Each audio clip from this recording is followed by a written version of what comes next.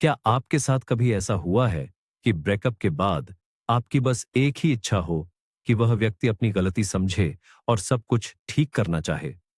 और अगर मैं आपसे कहूं कि इसे हासिल करने का सबसे अचूक तरीका यह है कि आप दिल से उसे वापस चाहना छोड़ दें।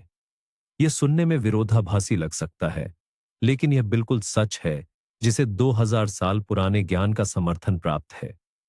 आज हम सस्ती जोड़ तोड़ और मनोवैज्ञानिक चालों की बात नहीं करेंगे। हम बात करेंगे कि स्टोइक दर्शन का उपयोग करते हुए कैसे गरिमा के साथ, मजबूती से और शांति से आगे बढ़ा जाए। और आप जानेंगे कि क्यों इस तरह से आगे बढ़ना आपको एक ऐसा व्यक्ति बना देता है जिसे भुलाया नहीं जा सकता। तो सबसे पहले ये स्टोइक कौन थे? संक्षेप में कहें तो ये प्राचीन यूनानी और रोमन दार्शनिक थे, जैसे सेनेका, एपिक्टेटस और सम्राट मार्कस ऑरेलियस। उनका मुख्य विचार यह था कि हम बाहरी घटनाओं को नियंत्रित नहीं कर सकते, उदाहरण के लिए किसी दूसरे व्यक्ति की भावनाएं, लेकिन हम अपनी खुद की प्रतिक्रिया को 100% नियंत्रित कर सकते हैं। और इसी नियंत्रण में अविश्वसनीय शक्ति और स्वतंत्रता निहित है। तो इस प्राचीन ज्ञान को रिश्ते के टूटने जैसी दर्दनाक स्थिति में कैसे लागू करें? आइए इसे कदम दर कदम समझते हैं। और सबसे पहला बुनियादी कदम है एक अटल और अपरिवर्तनीय आंतरिक निर्णय लेना। अंतर को समझिए। ज्यादातर लोग अलग होने की बात को एक धमकी के तौर पर इस्तेमाल करते हैं, हेयर फेयर, मैनिपुलेशन की आखिरी कोशिश के रूप में। अगर तुम नहीं बदले तो मैं चला चली जाऊंगा, जाऊंगी। ये जाना पहचाना लगता है ना? इस वाक्य में कोई ताकत नहीं है। इसमें सिर्फ गिड़गिड़ाहट और दूसरे की प्रतिक्रिया पर निर्भरता झलकती है। स्टोइक दृष्टिकोण इसके बिल्कुल विपरीत है। अलग होने का आपका निर्णय आपके भीतर ही परिपक्व होना चाहिए, पूरी खामोशी में, बिना किसी अल्टीमेटम या घोषणा के। आप यह निर्णय किसी को डराने के लिए नहीं लेते, आप इसे अपने लिए लेते हैं। इस पल सब कुछ बदल जाता है। आपकी ऊर्जा, आपकी नजर, आपके बोलने का लहजा। आप गिड़गिड़ाने वाले व्यक्ति से एक ऐसे इंसान में बदल जाते हैं जिसने अपना चुनाव कर लिया है। आपका जाना अब मोल भाव का विषय नहीं रहता। यह एक तयशुदा सच्चाई बन जाती है। यह सूर्योदय की तरह है। यह बस होता है, चाहे दूसरे इसे चाहें या न चाहें। यही आंतरिक अटूट शांति उस हर चीज का आधार है जिसके बारे में हम आगे बात करेंगे। इस नींव के बिना आपका हर कदम एक सस्ते नाटक जैसा लगेगा। दूसरा, ड्रामे से दूर रहे। एक स्टोइक अलगाव का मतलब दरवाजे पटकना या आरोपों की बौछार करना नहीं है। याद कीजिए, आमतौर पर रिश्ता टूटने पर क्या होता है? एक भावनात्मक विस्फोट, आंसू, चीखना, चिल्लाना और एक दूसरे पर दोषारोपण की अंतहीन सूची। हम स्वाभाविक रूप से दूसरे को उतना ही दर्द देना चाहते हैं ताकि वे हमारी पीड़ा महसूस करें। लेकिन एक स्टोइक ये समझता है कि यह सब कमजोरी और आत्मनियंत्रण खोने के लक्षण हैं। नाटक असल में मदद के लिए एक पुकार है। ये खत्म होते रिश्ते को थामने, कोई प्रतिक्रिया पाने या किसी भी तरह ध्यान आकर्षित करने की एक बेताब कोशिश है। ये एक संकेत है, देखो मैं कितना दुखी हूं, मुझे बचाओ। एक स्टोइक मदद नहीं मांगता, वह अपना सहारा खुद होता है। इसलिए आपका काम है कि आप अंतिम बातचीत पूरी गरिमा के साथ करें। कोई आरोप नहीं, व्यक्ति को दोषी महसूस कराने की कोई कोशिश नहीं। इसके बजाय अपने निर्णय का एक संक्षिप्त और स्पष्ट बयान। जो कुछ हमारे बीच था, मैं उसकी कद्र करता हूं, लेकिन मैंने अपने रास्ते पर आगे बढ़ने का फैसला किया है। बस यह सामने वाले को निहत्था कर देता है। व्यक्ति एक झगड़े की उम्मीद करता है, लेकिन उसे शांत आत्मविश्वास मिलता है। यह रूखापन नहीं है, यह सम्मान है, स्वयं के लिए, अपने निर्णय के लिए और यहां तक कि उस व्यक्ति के लिए भी जिससे आप अलग हो रहे हैं। अब हम स्टोइक्स के मुख्य हथियार, उनकी असली महाशक्ति, नियंत्रण के सिद्धांत की ओर बढ़ते हैं। यह सुनने में भले ही जटिल लगे, पर इसका सार अविश्वसनीय रूप से सरल है। अभी अपने मन में कल्पना कीजिए कि आपके सामने एक कागज है और उसे 2 कॉलम में बांट दीजिए। बाईं कॉलम में वो बातें लिखें जिन्हें आप नियंत्रित कर सकते हैं और दाईं कॉलम में वो जो आपके नियंत्रण से बाहर हैं। आइए ब्रेकअप के संदर्भ में इन्हें एक साथ भरते हैं। क्या है जो आपके नियंत्रण में है? आपके शब्द, आपके कार्य, दूरी बनाए रखने का आपका निर्णय, आपका आत्मसम्मान, आप आज शाम कैसे बिताते हैं, आप रात के खाने में क्या खाते हैं, और दाईं कॉलम में क्या है? दूसरे व्यक्ति की भावनाएं, उसके विचार। क्या उसे आपकी कमी खलेगी? क्या उसे अपने फैसले पर पछतावा होगा? वह अपने दोस्तों को आपके बारे में क्या बताएगा? क्या वह कभी वापस आएगा? आप समझ रहे हैं? ब्रेकअप के बाद हमारी 99% पीड़ा इसलिए होती है क्योंकि हम अपनी सारी मानसिक ऊर्जा दाहिनी कॉलम में झोंक देते हैं। हम अनियंत्रित को नियंत्रित करने की कोशिश करते हैं। यह चिंता और पागलपन का सीधा रास्ता है। एक स्टोइक कहता है, दाहिनी कॉलम को पूरी तरह से अनदेखा कर दीजिए। यह आपके लिए मौजूद ही नहीं है। आपकी सारी शक्ति, आपका सारा ध्यान केवल बाईं कॉलम पर होना चाहिए और इसी में स्वतंत्रता की कुंजी छिपी है। तो असल में यह कुछ ऐसे काम करता है। जैसे ही आप यह बात पूरी तरह समझ जाते हैं कि आप किसी और के जज्बातों को काबू नहीं कर सकते, आप खुद से ऐसे सवाल पूछना बंद कर देते हैं जो आपको अंदर ही अंदर परेशान करते हैं। क्या उसे मेरी याद आती होगी? क्या वह मेरे बारे में सोचता होगा? क्या उसे अपने फैसले पर पछतावा हुआ होगा? ये सारे सवाल आपको सीधे मानसिक यातना की तरफ ले जाते हैं क्योंकि इनके जवाब आपके पास न तो हैं और न ही हो सकते हैं। इसके बजाय आप खुद से बिल्कुल अलग तरह के सवाल पूछना शुरू कर देते हैं। आज मैं अपनी मन की शांति के लिए क्या करूंगा? कौन सी किताब है जो मैं लंबे समय से पढ़ना चाहता था? किस दोस्त से मैंने बहुत समय से बात नहीं की है? मैं आज कल से थोड़ा और बेहतर कैसे बन सकता हूं? फर्क महसूस हुआ। यह ध्यान केंद्रित करने के तरीके में एक पूरा बदलाव है। आप सचमुच अपनी मानसिक रोशनी उनकी जिंदगी से हटाकर अपनी जिंदगी पर चमकाते हैं। शुरुआत में यह मुश्किल होगा। आपका मन अपनी पुरानी आदत के चलते दूसरों की जिंदगी में झांकने की कोशिश करेगा। लेकिन हर बार जब आप खुद को ऐसा करते हुए पकड़ते हैं, तो आप प्यार से पर मजबूती से खुद से कहते हैं, बस करो, और अपने ध्यान को वापस अपनी ओर मोड़ लेते हैं। यही स्टोइकवाद का असली अभ्यास है। और ठीक इसी पल आप जरूरतमंद होने के बजाय एक शांत आत्मनिर्भरता को दर्शाने लगते हैं। इस पल से खामोशी आपकी सबसे अच्छी दोस्त बन जाती है। लेकिन यह वो खामोशी नहीं है जिसकी आपको शायद आदत है। यह वो चुप्पी नहीं है जहां आप किसी को जानबूझकर परेशान कर रहे हो या उन्हें यह सोचने पर मजबूर कर रहे हो कि उन्होंने क्या गलती की है। यह कोई सजा नहीं है। जिस खामोशी की हम बात कर रहे हैं वो बिल्कुल अलग है।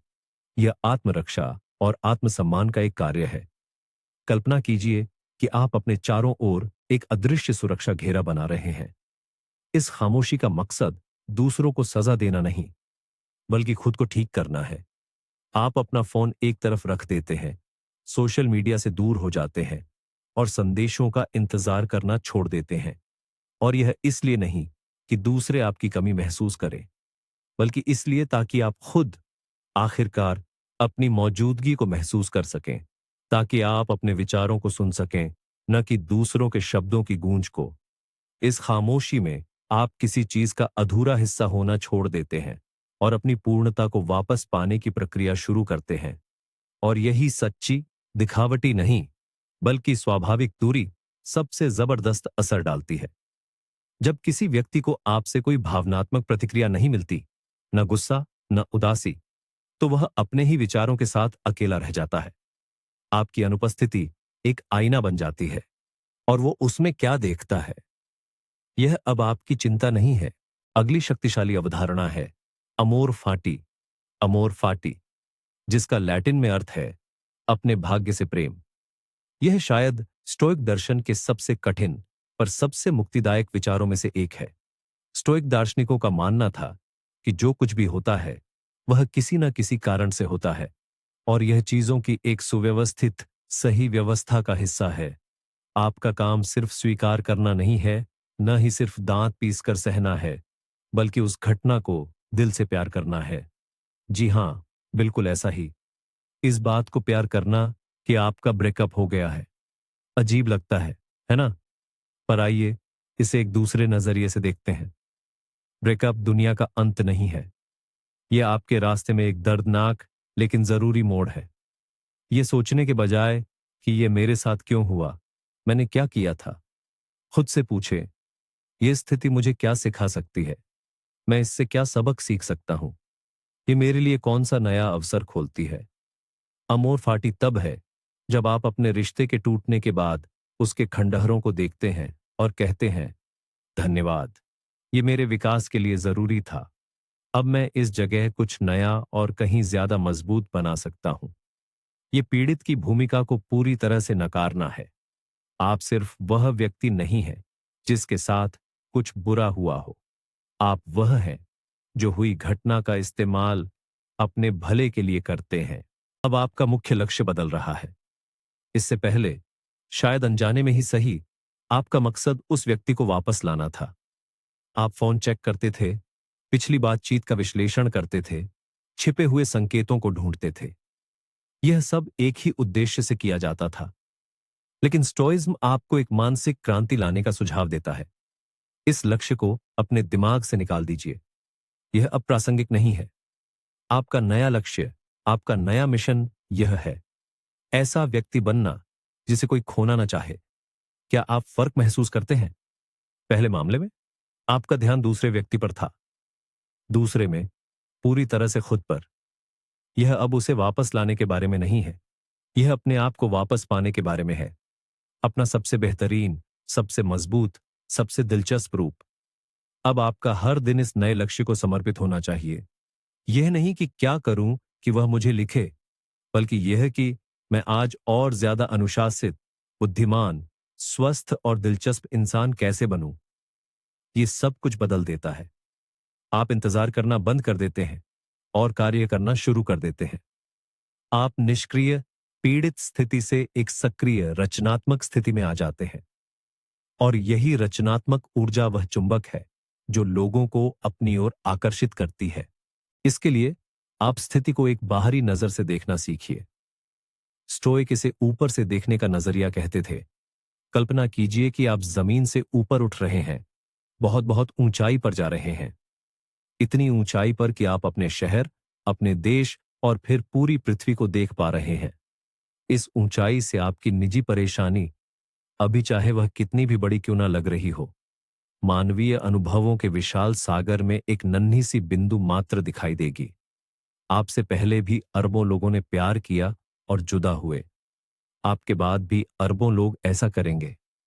यह तरीका किसी भी स्थिति से अनावश्यक भावनात्मक तनाव को कम करने में मदद करता है। आप अपने ब्रेकअप को एक अनोखी, ब्रह्मांडीय त्रासदी के रूप में देखना बंद कर देते हैं। आप इसे एक सामान्य, भले ही दर्दनाक, जीवन के अनुभव के रूप में देखते हैं। यह आपकी भावनाओं को कम नहीं आंकता, बल्कि इसके विपरीत उन्हें सही संदर्भ में रखता है। आप किसी अनोखे अन्याय का शिकार नहीं हैं। आप अपनी खुद की कहानी के मुख्य पात्र हैं, और किसी भी अच्छी कहानी में नायक को मजबूत बनने के लिए कई चुनौतियों से गुजरना पड़ता है। आपका ब्रेकअप अंत नहीं है, यह तो बस एक अध्याय है। और यह तय करना आप पर निर्भर करता है कि अगले अध्याय में क्या लिखा जाएगा। शारीरिक गतिविधि को एक रूपक के तौर पर देखिए। ब्रेकअप के बाद उदासी में डूब जाना, घर में कैद होकर खुद पर तरस खाना बहुत आसान होता है। लेकिन एक दृढ़ निश्चयी व्यक्ति जानता है कि शरीर और मन अविभाज्य रूप से जुड़े हुए हैं। एक को मजबूत करने से आप अनिवार्य रूप से दूसरे को भी मजबूत करते हैं। लेकिन यहां एक महत्वपूर्ण बात समझनी है। आपको जिम जाकर बदले वाली तस्वीरें लेने और उन्हें सोशल मीडिया पर पोस्ट करने की जरूरत नहीं है। यह सिर्फ एक और हेरफेर होगा, दूसरों की प्रतिक्रिया पाने की एक कोशिश। इसके बजाय इस प्रक्रिया के लिए, अनुशासन के लिए अपने शरीर पर ध्यान दें। जब आप खुद को दौड़ने के लिए मजबूर करते हैं, भले ही आपका बिल्कुल मन न हो, तो आप न केवल अपनी मांसपेशियों को प्रशिक्षित करते हैं, बल्कि अपनी इच्छा शक्ति को भी मजबूत करते हैं।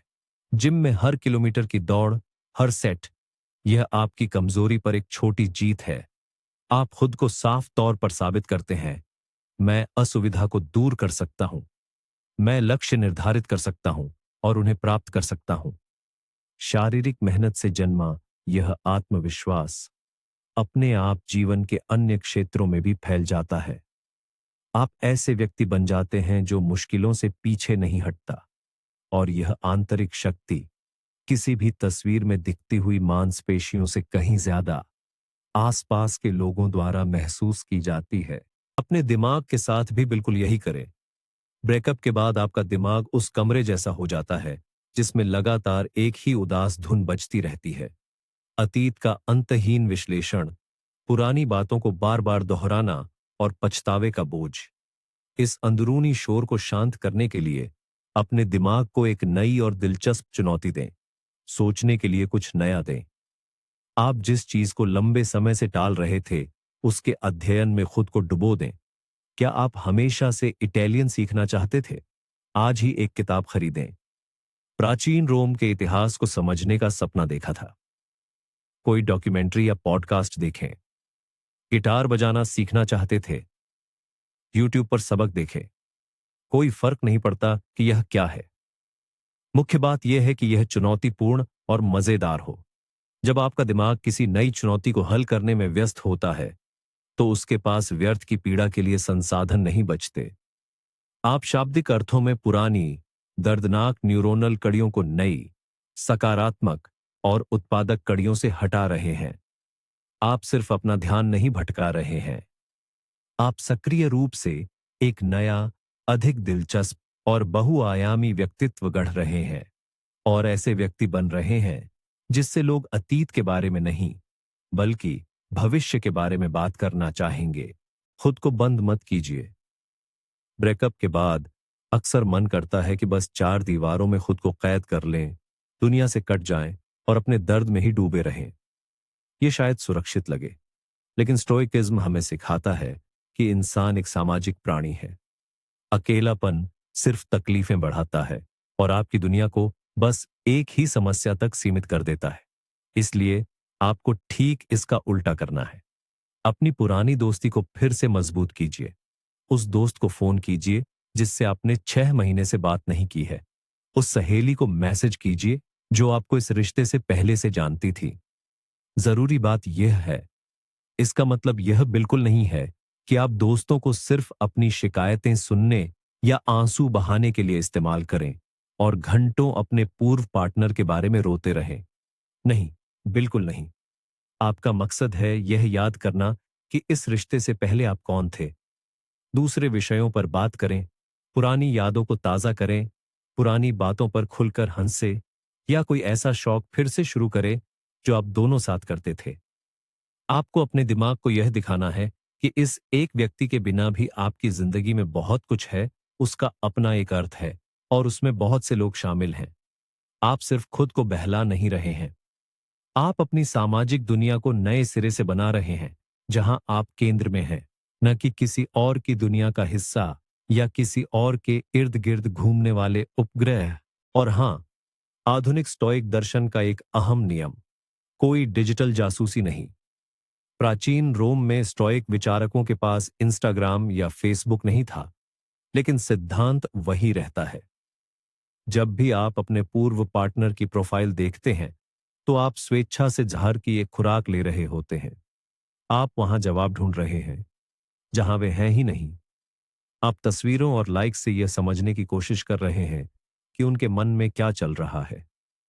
यह नियंत्रण का भ्रम है और सीधे आत्मविनाश की ओर ले जाता है। समझिए, जो आप देख रहे हैं वह सच्चाई नहीं, बल्कि सावधानी से फिल्टर किया गया एक दिखावा है। और इस डिजिटल जासूसी में बिताया गया हर पल आपकी अपनी जिंदगी और आपके ठीक होने के समय से चुराया गया पल है। इसलिए दृढ़ता से काम करें, अनफॉलो करें, अपनी फीड से हाइड करें, अगर जरूरत पड़े तो ब्लॉक भी कर दें। यह गुस्सा या नाराजगी का प्रदर्शन नहीं है, यह डिजिटल स्वच्छता का एक कार्य है। यह ऐसा है जैसे आप उस खाने को मेज से हटाते हैं जिससे आपको एलर्जी है। आप ये खाने को सजा देने के लिए नहीं करते, आप यह अपने शरीर की रक्षा के लिए करते हैं। आपकी मानसिक शांति आपकी सबसे बड़ी संपत्ति है, और आप इसे हर संभव तरीके से बचाने के लिए बाध्य हैं। लेकिन क्या हो अगर वे खुद आपसे संपर्क करें? देर सवेर ऐसा होना तय है। एक मैसेंजर पर संदेश, एक कॉल या एक इत्तेफाकिया मुलाकात, और यही होगी आपकी आंतरिक शक्ति की सबसे बड़ी परीक्षा। आपका अब तक का सारा परिश्रम, खुद पर किया गया हर काम इसी पल परखा जाएगा, क्योंकि पुरानी आदतें और भावनाएं आप पर हावी होने की कोशिश करेंगी। आपका दिल तेजी से धड़केगा और दिमाग में हजारों विचार घूमने लगेंगे। आपकी पहली सहज प्रतिक्रिया शायद बहुत ज्यादा भावुक होगी, चाहे वह खुशी या उम्मीद हो, या इसके ठीक विपरीत गुस्सा और नाराजगी। या आप तुरंत जवाब देना चाहेंगे, कुछ साबित करना चाहेंगे, या उनसे बात करने लगेंगे। लेकिन एक स्टोइक, स्थिर बुद्धि व्यक्ति इस पल एक बहुत ही साधारण सी बात करता है। वह एक पल के लिए रुक जाता है। वह तुरंत कोई प्रतिक्रिया नहीं देता है। वह खुद को इतना समय देता है कि उसकी भावनाएं शांत हो जाएं और उसका विवेक नियंत्रण में आ जाए। वह समझता है कि यह संदेश महज एक बाहरी घटना है, और जब तक वह खुद इसे यह शक्ति न दे, तब तक इस घटना की उस पर कोई शक्ति नहीं। आपकी प्रतिक्रिया सब कुछ बता देगी। क्या आप अभी भी उनके जाल में फंसे हैं, या आप अब पूरी तरह आजाद हो चुके हैं? आपका जवाब विनम्र, शांत और अत्यंत संक्षिप्त होना चाहिए। आइए इस नियम को विस्तार से समझते हैं। विनम्र इसलिए क्योंकि आप एक शक्तिशाली और उदार व्यक्ति हैं। आप अपमान या निष्क्रिय आक्रामकता के स्तर तक नहीं गिरते। आप इन सबसे ऊपर हैं। शांत इसलिए क्योंकि आप अपनी भावनाओं को नियंत्रित करते हैं, न कि वे आपको। आपके जवाब में न नाराजगी की एक भी झलक होनी चाहिए और न ही उत्साह का कोई नामो निशान। बस एक समान, तटस्थ लहजा, और सबसे महत्वपूर्ण, अत्यंत संक्षिप्त। कोई खुला सवाल नहीं, संवाद को आगे बढ़ाने के लिए कोई विषय नहीं। यदि आपको कोई नमस्ते कैसे हो लिखकर भेजता है, तो सबसे बुरा जो आप कर सकते हैं वह यह है कि आप विस्तार से बताएं कि आप कैसे परेशान हैं, या इसके विपरीत सब कुछ कितना शानदार है। सही स्टोइक जवाब कुछ ऐसा होगा: नमस्ते, धन्यवाद, सब ठीक है। बस कोई जवाबी सवाल नहीं, जैसे और आप कैसे हैं। आप विनम्रता से दरवाजा बंद कर देते हैं। आप पुल नहीं जलाते, लेकिन दरवाजे भी पूरी तरह नहीं खोलते। आप बस यह दिखाते हैं कि यह संवाद आपके लिए प्राथमिकता नहीं है। यह संदेश कोई असाधारण बात नहीं है। यह आपके फोन पर कई सूचनाओं में से बस एक है, और आपके पास इससे भी जरूरी काम है।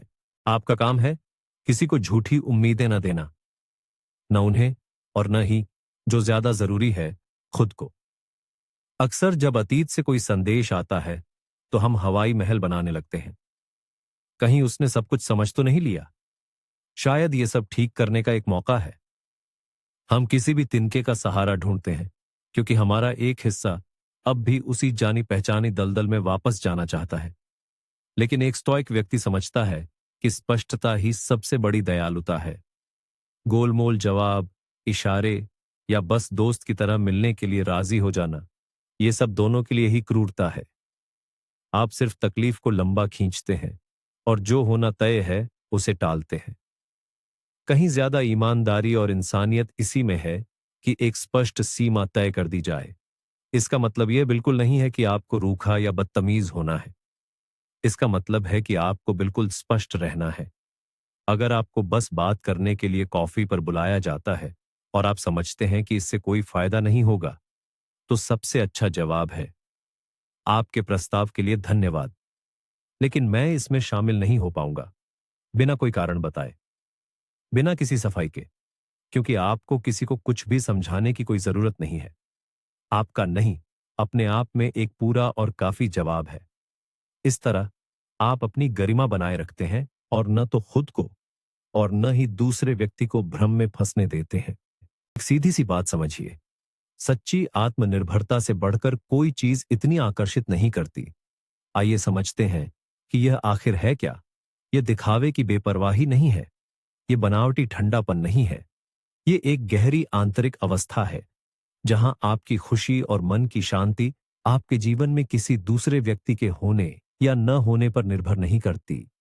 जो इंसान हमेशा दूसरों से स्वीकृति चाहता है, जो किसी के संदेश का इंतजार करता रहता है, जो एक पल की मुलाकात के लिए अपने सारे प्लान रद्द करने को तैयार हो जाता है, वह जरूरत की ऊर्जा उत्सर्जित करता है। वह मानो पूरी दुनिया को चिल्लाकर कहता है, मैं तुम्हारे बिना अधूरा हूं। आत्मनिर्भर व्यक्ति बिल्कुल ही अलग ऊर्जा उत्सर्जित करता है। वह कहता है, तुम्हारे साथ मुझे अच्छा लगता है, लेकिन मैं खुद के साथ भी उतना ही खुश और अच्छा महसूस करता हूं। मेरी जिंदगी भरी पूरी और दिलचस्प है, चाहे तुम उसमें हो या नहीं। और ऐसे ही लोग चुंबक की तरह आकर्षित करते हैं। क्यों? क्योंकि कोई भी किसी के लिए बैसाखी नहीं बनना चाहता।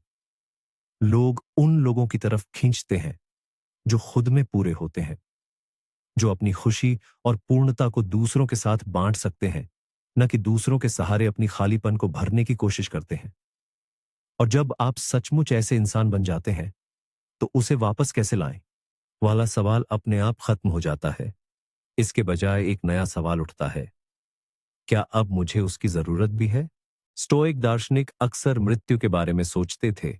इसे मेमेंटो मोरी कहते हैं, जिसका अर्थ है मृत्यु को याद रखो। पहली नजर में यह उदास करने वाला या निराशाजनक लग सकता है। जब जीवन में पहले से ही मुश्किलें हों, तो भला मृत्यु के बारे में क्यों सोचना? लेकिन असल में यह जीवन के सबसे सकारात्मक और प्रेरणादायक सिद्धांतों में से एक है। यह निराशावाद नहीं है। यह हमें याद दिलाता है कि इस धरती पर हमारा समय सीमित है।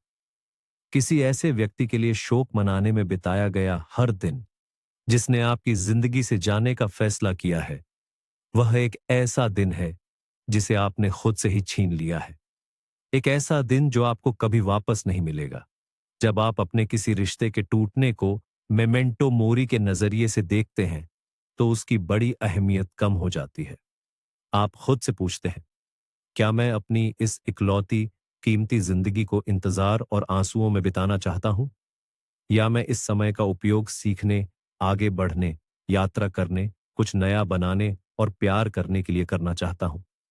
यह विचार ठंडे पानी के एक झटके जैसा है। यह आपको होश में लाता है। यह आपको अपनी प्राथमिकताओं पर फिर से विचार करने पर मजबूर करता है।